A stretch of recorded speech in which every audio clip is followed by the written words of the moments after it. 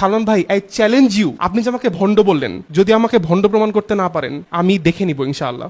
হ্যাঁ, সালমান মুক্তাদির এবার কট খেয়ে গেল রাতুল ভাইয়ের কাছে। এখন ভিডিওটা পুরোটা দেখেন, যদি আপনারা পুরোপুরি জানতে চান কি হয়েছিল তাহলে পুরোটা দেখেন ভিডিওটা।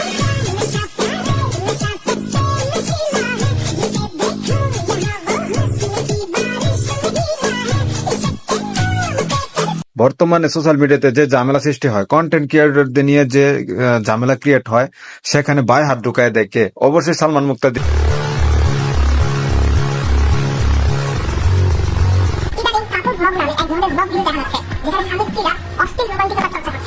অনেকে হয়তো জানেন না এই কন্ট্রোভার্সিটা কোথা থেকে শুরু হয়েছে। এখন এই ব্যাপারটা কোথা থেকে শুরু হয়েছিল এখন আপনাদেরকে একটু আমি খুলে বলি যে রাতুল সিনহা নামে একজন ইসলামিক কন্টেন্ট ক্রিয়েটর আছে।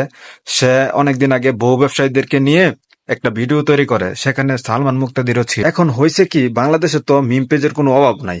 এখন মিম পেজ গুলা কি করছে, ওই ভিডিওটারে কাটছাট করে আবার রিআপলোড করছে। মিম মিম মিম পেজের মতো, মানে মিমের মতো রিআপলোড করছে আর কি। পরে এখন রিআপলোড করে ওই ভিডিওতে, যে ভিডিওটা রিআপলোড করা হয়েছে, ওই ভিডিওতে একজন লোক সালমান মুক্তাদিরকে মেনশন করছে। মেনশন করার পরে মেনশন করা যে কমেন্ট আছে, এই কমেন্টের নিচে সে কমেন্ট করে যে ও রাতুল যে আছে সে বন্ড, মানে আরো অনেক হ্যান ত্যান অনেক গালাগালি করে মানে কমেন্টে। সে এটা যখন রাতুল শুনে, রাতুল দেখার পর রাতুল তো পুরা মানে তাকে চ্যালেঞ্জ দিয়ে বসে যে তুমি আমাকে যদি ভণ্ড না প্রমাণ করতে পারো তাহলে আহ, তোমার নামে আমি মামলা করে দেব। 3 দিনের আলটিমেটাম দিছে যে মামলা করে দেব ভণ্ড যদি না প্রমাণ করতে পারে। এখন দেখার বিষয় পরবর্তীতে কি হয়।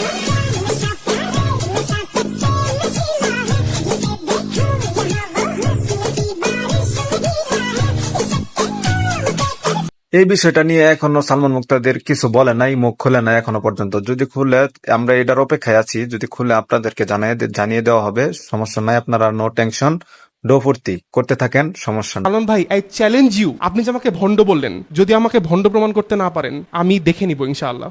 আর বাংলাদেশে যে পরিমাণে বহু ব্যবসায়ী বাড়তাছে, মানে কাপল ব্লগার যে পরিমাণে বাড়তাছে, যে হারে বাড়তাছে, আপনারা চিন্তা করেন। যদি আমরা বাহিরে চিন্তা করি তাহলে বাহিরের ছেলেরা কি করে যে একটা বিজনেস কিভাবে দাঁড় করাবে, ছোট বিজনেস হোক বড় বিজনেস হোক, কিভাবে দাঁড় করাবে সেটা নিয়ে প্ল্যান করে। আর এখানে বাংলাদেশে কি হচ্ছে, বউ নিয়ে, বউ ছাড়া গার্লফ্রেন্ড টার্লফ্রেন্ড যা আছে সব নিয়ে মানে কাপল ব্লগ শুরু করে দিছে এক প্রকারের। মানে বউ ব্যবসায়ী যারে কয়, বউ সামনে নিবে আর ডলার ইনকাম করবে আর কি। এই একটা অবস্থা এখন চলতেছে বাংলাদেশে।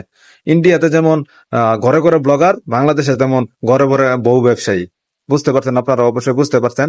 ভিডিওটি ভালো লাগলে অবশ্যই লাইক কমেন্ট শেয়ার করে দিবেন। ফেসবুক থেকে দেখে থাকলে ফলো দিয়ে রাখবেন, ইউটিউব থেকে দেখে থাকলে সাবস্ক্রাইব করতে বলবেন না। দেখা হবে নতুন কোনো ভিডিওতে, ততক্ষণ পর্যন্ত ভালো থাকবেন, সুস্থ থাকবেন, এন্ড আল্লাহ হাফেজ।